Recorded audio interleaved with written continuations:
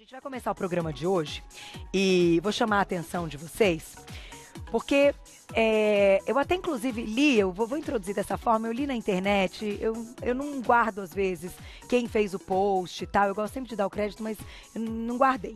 Mas eu vi uma frase assim, em qual um médico falava de uma paciente, que ele colocou, gente, a gente sempre tem que enxergar o copo meio cheio. Por quê? Às vezes as coisas podem ser pior. Ele contou a história de uma paciente que tinha emagrecido 14 quilos, mas que ainda faltavam tantos quilos. E que ela voltou lá e não conseguiu emagrecer mais. E aí ele disse, mas calma, fica tranquila, você não reganhou, que é o termo que eles usam quando os quilos voltam. E é bem sobre isso que a gente vai falar hoje. A gente vai falar do efeito sanfona, que não só é algo desgastante para quem passa por isso, porque tem que retomar uma dieta e mudança de hábitos várias vezes, mas a gente também descobriu, e por isso convidamos o Dr. Marcelo Cantarelli, que é cardiologista. Bem-vindo, doutor. Prazer tê-lo aqui, sempre. Prazer, sim. Que o efeito sanfona também pode ser algo como uma complicação para a questão do coração. Então, gente, é um tema que a gente tem que estar atento mesmo. Perder peso e encontrar ali uma forma, e de repente voltar a ganhar, e às vezes até mais do que foi perdido, é uma questão de saúde, pode comprometer o coração. É isso, doutor. Eu não tinha a menor ideia que esse efeito sanfona também pudesse comprometer o coração. Bem-vindo. Muito obrigado, estamos aqui. Não, é isso mesmo. Na verdade, você ter a obesidade e você, de certa forma, fazer períodos de emagrecimento, mas não mudar o seu hábito, voltar a ficar obeso novamente, quer dizer, se sobe e desce, de maneira geral, no final das contas, na média, acaba sendo prejudicial ao coração, né? Por quê? O efeito cardiovascular da gordura, ele não ocorre apenas pela formação da gordura dentro ali das artérias do coração para provocar um infarto. A coisa começa antes. Então, a gordura, que a gente chama de gordura visceral, o que é gordura visceral? É a gordura que tem entre os órgãos, tá certo? E é mais visível no abdômen. Tá. Então, já é bem documentado que a doença cardiovascular, que é o infarto, o derrame, a pressão alta, o diabetes, que são os fatores de risco, tudo isso pode começar com um acúmulo de gordura na região do abdômen. Então, a famosa barriga de chope, que não é do chope, mas não é do chope. É que a pessoa fica tomando chope e não vai fazer atividade física, tá certo? É porque ela não é calórico. aquela barriga que você aperta, que você sente que tem uma gorda, uma banhinha, né? Isso, então, é a gordura localizada ali e que é fácil de você medir, quer dizer, ou você mede por uma ressonância magnética, uma tomografia, para você ver o quanto você tem de pano ali adiposo, mas o mais fácil é medir a cintura abdominal. Então, se a sua cintura, como mulher, é acima de 88 centímetros, então você tem já uma gordura abdominal acima do indicado. Tá.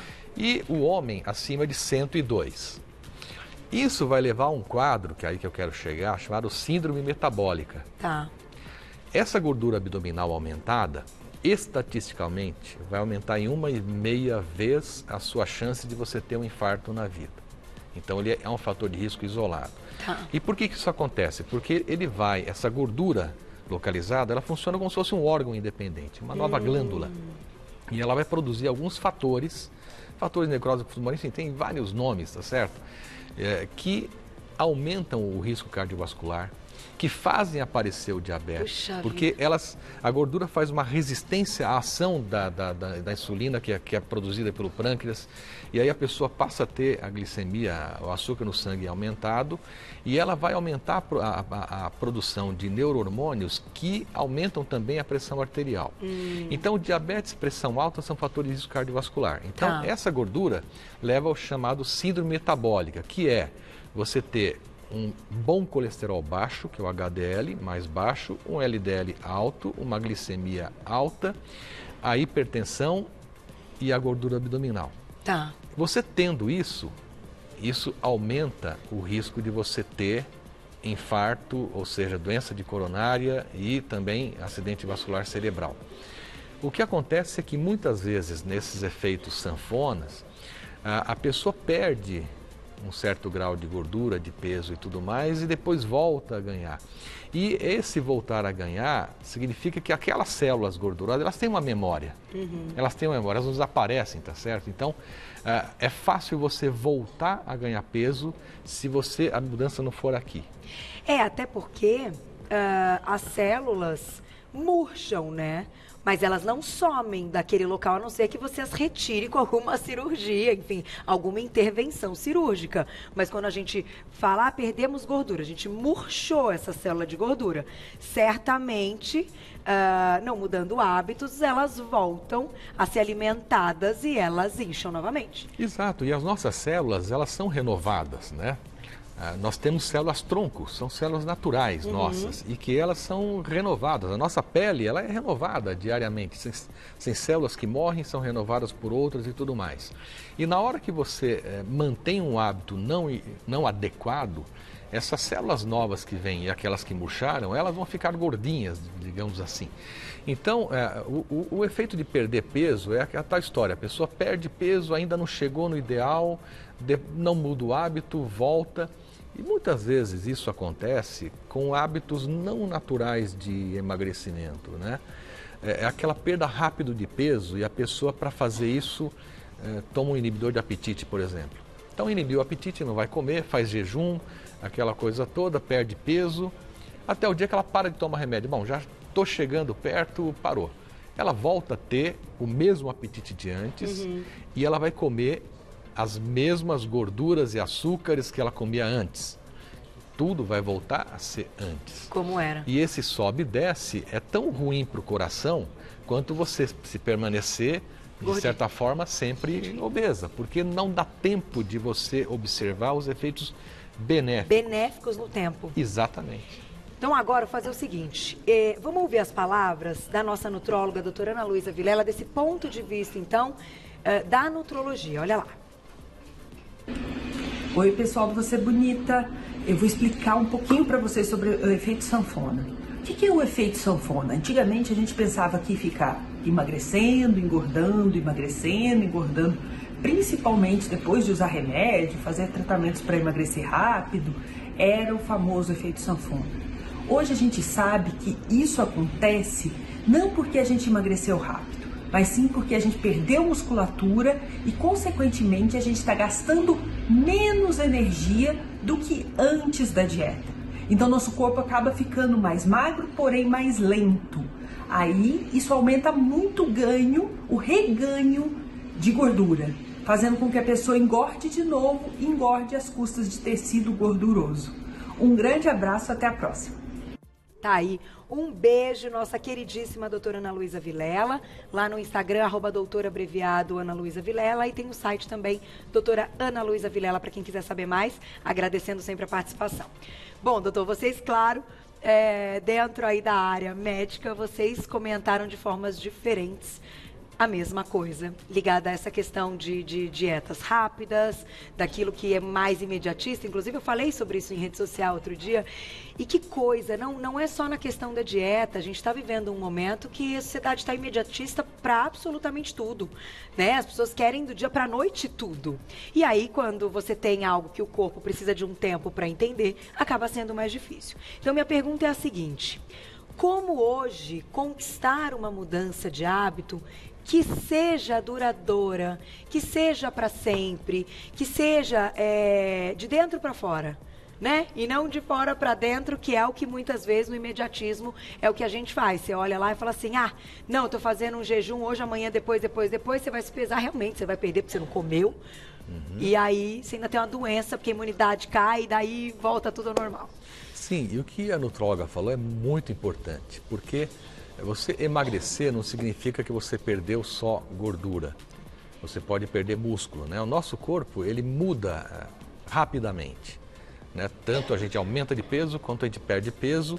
E a velocidade com que isso acontece depende do que a gente vai fazer na vida, né? É muito comum a gente ver atores tendo que engordar para fazer um papel, emagrecer para fazer outro, ficar fortes para outro. E a gente vê que a adaptação do nosso organismo realmente é rápida. Agora, o que é saudável fazer é que essa adaptação ao objetivo que você queira seja feito de forma natural, lenta, tá certo? Progressiva e, principalmente, chegando ao seu objetivo, que haja uma constância. Isso se faz através da educação. Então, por exemplo, é muito fácil a gente fazer uma pessoa emagrecer fazendo uma dieta restritiva ou de carboidrato, ou uma dieta rica em proteínas, enfim, ou com períodos de jejum intermitente, etc. Mas, se você não muda a cabeça da pessoa para que ela faça um hábito saudável seguinte, não vai dar certo. É por isso que, por exemplo, em cirurgias bariátricas, o papel do psicólogo é muito importante. Justamente para você, aquela compulsão em comer, aquilo tem que ser muito bem trabalhado. Vou dar um exemplo, existem vários exemplos de pessoas que fizeram a cirurgia para emagrecer e voltaram a engordar. E aí falam, não, doutor, mas eu como pouco. Não, mas o que você come? Tem um chocolate aqui, uma bolachinha aqui, então na bolsa tem sempre um docinho. Então ela continua fazendo uma dieta rica em carboidratos e gordura e não se dá conta disso. Ela está comendo menos? Está comendo menos, mas ela não chegou no peso que precisava chegar, porque o que ela come ainda traz para ela mais calorias do que ela precisa no seu dia. Entendi. Então, conhecendo os alimentos e aquilo que é saudável para a gente, tanto do vista de manter peso, quanto do ponto de vista de saúde geral, é super importante. Não, eu acho o seguinte, as pessoas, claro, né, isso aí é para todo mundo, somos seres humanos, a gente busca fontes de prazer que sejam rápidas, que estejam ali à mão, e é muito difícil muitas vezes abrir mão dessa parte, né? Então todo mundo gosta de alguma coisa e fala, não, mas eu não vivo sem tal coisa. Não, você vai me tirar o pãozinho. Não, gente, mas o pãozinho é a coisa que eu mais amo no mundo. E aí, esse tipo de visão e de apego a muitos desses alimentos que são o conforto e a zoninha de conforto gostosa, quentinha, né? Panela de brigadeiro e tal. Fica muito difícil a questão da mudança de hábitos. Eu vou deixar uma pergunta que eu acho que é sempre importante ouvir, dicas médicas, porque vocês estão ali como profissionais que atendem, que encontram problemas, que tem a parte clínica que é soberana, né, no paciente, que põe a mão no paciente além dos exames complementares, mas vocês também são pessoas e que também executam na vida, né, famosa pessoa física e pessoa jurídica, né, doutor? Na vida, tudo isso que vocês pregam. E eu sei que você é dessa forma. Então, vou lá e já volto e a gente volta com dicas de como a gente vai abrindo mão desse lugarzinho quentinho e gostoso, que é a zona de conforto que a gente falou outro dia, e que muitas vezes, gente, não tem jeito. Se continuar nele, o sucesso não vem. Em muitos aspectos, inclusive na dieta. Doutor, vamos lá, vamos às suas dicas, então. O que você acha bacana? O que você conta para os seus pacientes? Porque a mudança começa sempre aqui, para depois se tornar uma atitude, mas que dentro do nosso, né, não diria do nosso coração, mas das nossas ações, precisa estar muito claro que algumas coisas a gente vai ter que abrir mão, sim. Sim, eu acho que o principal é ser feliz, né? Mas para ser feliz, a felicidade deveria ser talvez o único artigo da nossa Constituição. Porque se você é feliz, você está pleno. Quer dizer, para você ser feliz, você tem que ter saúde, você tem que ter educação, você tem que ter qualidade de vida. E a felicidade, às vezes, a gente acha que está em certas coisas e realmente não está. Eu acho que o nosso bem precioso é o nosso corpo. Esse é o nosso presente que a gente recebeu. E a gente tem que cuidar bem e a gente tem que pensar, a gente vai viver mais, a gente está vivendo mais e a gente tem que viver com qualidade de vida. Quer dizer, a gente tem que chegar lá na frente bem. Sem doenças crônicas degenerativas que possam ser evitadas e bem fisicamente. Verdade. Então, para isso, acho que vale a pena aqueles pequenos sacrifícios, entre aspas, né? Mas o que a gente coloca é o seguinte, pensando agora só na questão do peso ou da alimentação, né? O que é ruim? O ruim é o excesso de gordura, o excesso de açúcar e o excesso de sal. Então, vejam que eu falei a palavra excesso, né, 3 vezes. Então, sal, açúcar, gordura, é ruim? Não, desde que você saiba o que eles são e a necessidade deles na sua alimentação ou não. Tá. Então, sem excesso. O excesso de sal vai levar à hipertensão arterial. Então, tirar o saleiro da mesa já é uma boa atitude. O carboidrato, ele vai dar muita caloria, então aumenta peso, aumenta peso. O carboidrato é importante ao organismo? Sim. Por quê? Porque senão você cai duro, você não trabalha, você precisa de energia, ATP, e quem fornece energia principalmente são os carboidratos. Entretanto, existem carboidratos que são saudáveis e aqueles que estão em excesso. E gorduras, existem dois tipos, as saturadas, que são aquelas que em excesso vão levar à fabricação de colesterol e aumento de doenças cardiovasculares, e a gordura insaturada, que principalmente estão nos óleos, nas castanhas, nos azeites e que são gorduras saudáveis. Então, eu acho que o importante é que cada um tenha em mente o que ela vai querer ser ou fazer na sua vida, no teu futuro. É verdade. E a partir daí, entender o que é alimentação. Conversar com o médico, com o nutrólogo, com o nutricionista, tá certo? Você bonita é uma excelente fonte, né, de informação. Não, e é verdade. E aquele quadro da menina, da Aninha, aquilo eu fiz pouco. Na verdade, eu conversei com ela e falei, olha, esse quadro para você não é um começo e um fim, é um começo. E que se você manter o que você vem fazendo, e o que foi feito por ela foi uma orientação de alimentação e de exercícios físicos, quer dizer, não teve nada de medicação, nada errado. Por quê? Porque ela é saudável. Por que eu vou dar remédio para uma pessoa que é saudável? E ela é. Então, ela conseguiu perder bastante peso e ela vai conseguir se manter perdendo se ela continuar tendo o hábito saudável que ela adquiriu. E todo mundo vê que ela está feliz, quer dizer, ela está sempre sorrindo. Está motivada, Ou seja, é a questão da felicidade. Ela mudou, ela deixou algumas coisas que ela gostava, sim. Mas o que eu coloco para as pessoas, eu falo, olha, o fato de você reduzir a gordura da tua alimentação não significa que você não vai deixar de comer um pedaço de pizza no domingo à noite.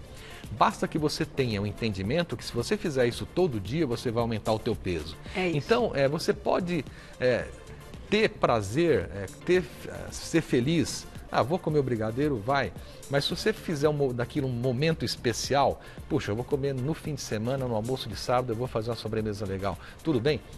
Tudo bem, desde que isso não seja também, o seu hábito do dia a dia. E, doutor, eu acho importante a gente colocar aqui também, que é uma coisa que gera dúvida demais e que você é uma excelente referência para a gente falar sobre isso, que é a questão do colesterol. As pessoas têm muitas dúvidas e toda vez que eu leio cada vez mais e assisto vídeos e vou buscar e pesquiso, a cabeça ela fica ainda mais ali mexida. Por quê?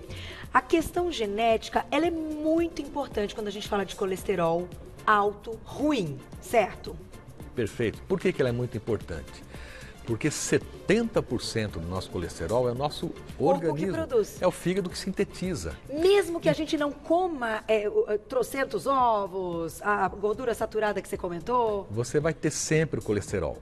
Se você ficar sem comer 3 dias e medir o seu colesterol, ele vai estar lá. Por que ele vai estar lá? Porque ele é fabricado. Por quê? Porque ele é importante. Para a gente ter célula, a parede da célula é fabricada, quem fabrica a parede da célula é o colesterol. Para a gente ser homem, ser mulher, a gente tem que ter hormônios sexuais. Quem fabrica os hormônios sexuais? O colesterol. Para a gente digerir o alimento que a gente come, a gente precisa dos sucos biliares, dos sucos digestivos. Quem está no suco? O colesterol.